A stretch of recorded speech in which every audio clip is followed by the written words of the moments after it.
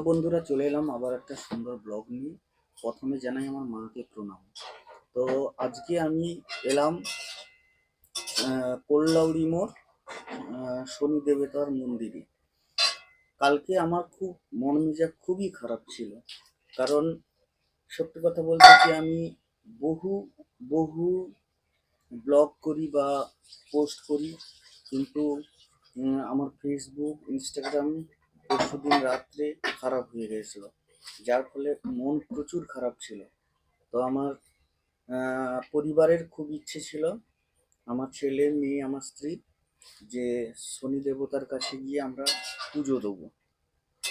তো তাই চলে গেলাম সেই কল্লাউড়ি মোড় শনি মন্দিরে। পা হাত ধুয়ে যাচ্ছি, এই দেখুন মন্দিরটা দেখাবো। আমার মেয়ে আর আমার স্ত্রী দাঁড়িয়ে আছে। তো কিনতেছি ওই পুজোর সরঞ্জাম, তারপরে চলে যাব। দেখাবো প্রচুর আজকে মানুষের ভক্ত এসেছে শনি মন্দিরে। তো এই দেখুন এখানে বজরংবলী বসে আছেন, তারপরে শনি দেবতা আরো আছে। এখানে হাজার হাজার প্রদীপ জ্বলছে, প্রচুর ভক্ত এসেছে আজকে, মানে আমি অবাক হয়ে গেছি। আরো পেছনে এটা এক শ্রেণী একটা গ্রুপ বসে গেছে, পুষ্পাঞ্জলি দিচ্ছে। পুষ্পাঞ্জলি হলো এই যে বড় ঠাকুর বসে আছেন আর রক্ষা কালী মা বসে আছেন। তো এরা হচ্ছে পুজো দিচ্ছে।